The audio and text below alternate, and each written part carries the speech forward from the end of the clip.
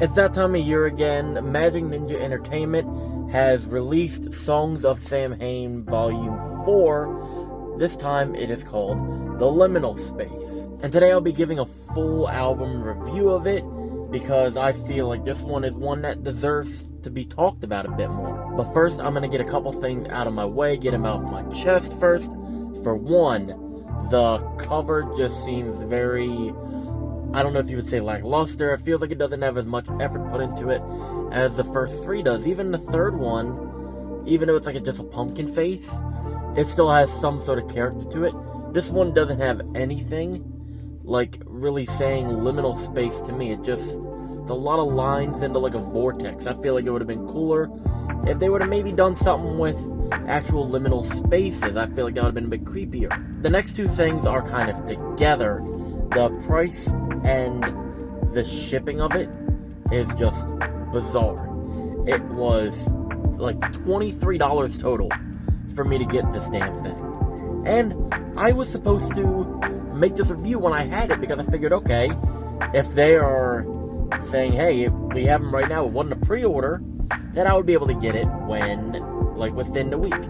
And it's been now, what is it? It's November 8th when I'm filming this. You'll probably see it a couple days later, maybe on a Friday.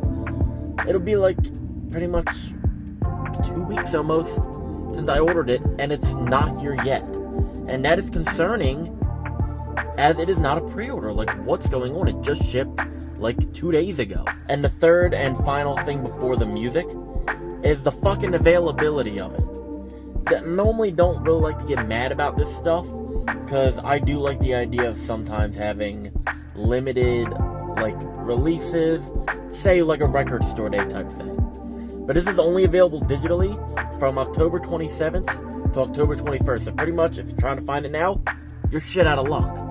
Which I don't like, especially when the first three are still fully available on CD and now vinyl, and I believe the cassettes are even still available. So why make the fourth one an only 4-day window? It's ridiculous. Now for the music. Track 1 is just called The Liminal Space. Nothing really exciting. It's just an introduction to the Halloween EP, album, whatever you want to call it. Some of them are like 28 minutes, some of them are 45. It's an introduction. Nothing special, nothing less. It's what do you expect? Now next up is the track by Twisted called I Am the Night. I love how Madrox and Monoxide kind of sound on the track. It has a nice flow to it. Nothing too super special, nothing over the top, and also nothing below or subpar. It's a nice filler, it's a nice opener in my opinion, if that makes any sense. Plus, I love the beat. The beat really works with them, and it's nothing that's gonna overpower them or kind of be underwhelming. They both blend well together. Now we have Blazy Dead Homie, or just Blaze, as it pretty much seems like it's going now, with All My Friends Are Dead, which is honestly one of my favorite tracks off of this album. It sounds like something that's pretty much picked right from the Cadaver era in 2020, with the piano and the strings, and that heavy kicking 808 in it, just makes the whole thing a great listen, and I love that style from him, and I would love to see more of it. Another interesting track here is Diluted Death by Twisted, or pretty much just Madrox. If they're gonna put that on Spotify, please just put Madrox or Monoxide or Twisted. You have the ability to do it. Don't just put Twisted, because then I get let down. And pretty much, it just seems like Mono is nowhere on this track, even though it is a Twisted track. And it does have a more heavy rock feel to it, like a Generation Nightmare era, almost getting into that Unlikely Prescription feel, and it's more of like the emo alternative music I listened to in high school. I get that vibe from it, not fully, but there's a hint of it there. Now we have everyone's favorite artist, James Garcia, aka Young Wicked, aka the one that made Mommy and Daddy separate. Now honestly, I like Young Wicked, I like his music, and I don't have a problem with it at all. But this one just seems like a not-so-subtle jab at Psychopathic, especially with the Joker card line. The instrumental is very nice, I will give it that. But I feel like Young Wicked shouldn't have an entire solo song when there's a lot of other great artists on Magic Ninja Entertainment that would deserve it, like Lex the Hexmaster. I would even like a Boondocks one, like a creepy Scarecrow Killer one. I think that would be good. Why does Young Wicket have a full 4-minute song? But I will say, the skit right after it with Madrox and like the Ouija board thing, that was pretty funny. I liked the ending of that. Next up was track 6 as the highest high and lowest low. Surprisingly, a decent song. I did not expect it when I listened to it, but it wasn't bad. It's weird when I see Insane E, Bones Dub, Boondocks, and Madrox on a song together, because they don't really feel like they would go together well, in my opinion. But I was skeptical, I will say that, but everyone worked. Everyone delivered on the track, but it is not a memorable song. It's a nice one, but just not one I would go to back to back to back. Now we have Blaze back again with The Last House on Dead Street. A great pickup for the album. Honestly, I'm not going off on the script here. I feel like Blaze's songs carried the whole album. It kind of made you want to go to the next song. Now, I was expecting something like Clockwork Gray to Gang Rag's Era, as apparently The Last House on Dead Street was supposed to be his album in 2009, but then it was scrapped and turned into Gang Rags. But honestly, this song, it was just a big kick of energy. For some reason, I got like a dance vibe from the chorus. Now we have track 8, which is If I Return, which is okay, not my favorite, and it seems more like a filler House of Crazy song, if that makes any sense. But what's interesting is the message at the end of the song, talking about the divide between MNE and Psychopathic, which makes this next track really interesting. Now for the next track, which is called Merciful Fate.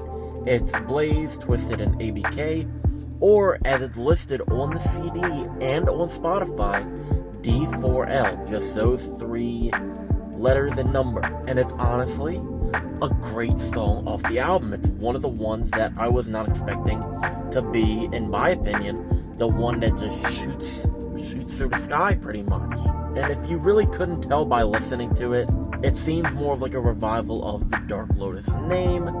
Now, I know people say Lotus is done forever, done, dead and buried, since Jay and Shaggy aren't part of it, which it's fine to think that, but also, they are only 1/3 of the entire group if you put all 6 of them together, or if you count ABK out, if you just go back to the core 5, they are 2/5 of the whole entire thing. And many bands have continued on without some of the founding members, like Kiss lost half of their original founding members, Ace and Peter. King Crimson lost their lead singer after the first album, which the first album is the most memorable. And then, like, Pink Floyd losing Syd Barrett after Piper at the Gates of Dawn, and then losing Roger Waters after the final cut. And a more niche pick for me, the Dubliners having a revolving door pretty much of members, especially after the loss of the singers like Luke Kelly, Ronnie Drew, and like a lot of the members just kind of coming and going throughout the 50 years that they were together. So why can't it work in those cases, but yet people have a problem with this?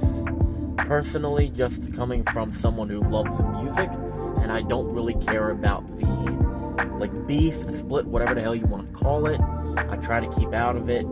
Like, why do fans care so much? If we're still getting music, why does it matter? And after that, it's like, at the end of the day, the core music of it is still there. So if it means a revival for Dark Lotus, I am 100% for it. I would love to see this happen. And through this track, it feels like they're really referencing a lot of the old Dark Lotus songs. Like, I remember, I think it was either Blaze or ABK talking about Black Rain. They bring up Lotus a lot in the song, but also just not from like looking at the lyrics yet. it feels like there might be some slight little jabs in there, just talking about maybe why it broke up, maybe something that happened, but I don't know yet. I want to do a deep dive into this one. Maybe you might see that another day. But so far, I love the song. It's a great song, and if it's the revival of Dark Lotus or D4L, whatever the hell you want to call it, I'm all for this. I am hyped. Now we have track 10, which is called Stranglehold. It's Alazul Ilu and House of Crazies. It's an interesting take on this one, I will say that the least. It has House of Crazies taking on the verses mainly, and Axe, or AXE, whatever you want to call it, on the chorus. Now, I don't like that. I feel like very cheaply made, very rushed. I think it would have been cool to have 3 verses and have like House of Crazies, AXE, House of Crazies, AXE, House of Crazies, AXE. Because each of them has 3 members each. So that would work perfectly. Have them each split a verse, kind of bounce off each other even. Now we have track 11, which is a triple threat song, which if you do not know, it is Twisted and Blaze. It's their song Collide.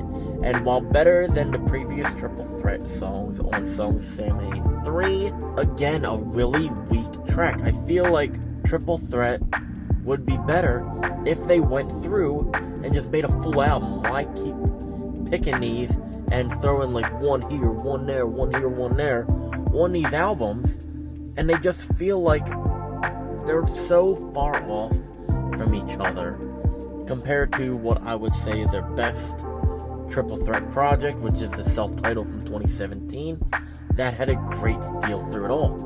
Why do all these other triple threat songs kind of bounce off each other's walls?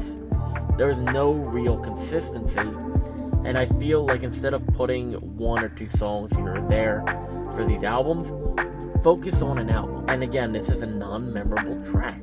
And the last track on this, honestly, is a letdown for what is supposed to be a Halloween album. It's called Wounded and Suffering. I think it's just Madrox, Grady Finch, who I believe has left from Oh the Horror. He is a great singer, he's a great guitarist, I believe, as well. And you also have Whack God. And it's another track that I feel like Diluted Death has a rock element, but doesn't really feel like a Halloween album. It doesn't really seem like it's going that way. And overall, while I prefer this over Song of Samhain 3, I feel like with each and every project, it moves further and further and further away from that Halloween feel that they are trying to make. Like, if you're gonna make a Halloween album, make one like Song of Samhain 1, with like 9 Pound Hammer, Wash, I think it's Die on Samhain even, stuff like that. It would be better if they just had done a yearly sampler collab album. Like, kind of what they did with that Dojo song from Record Store Day.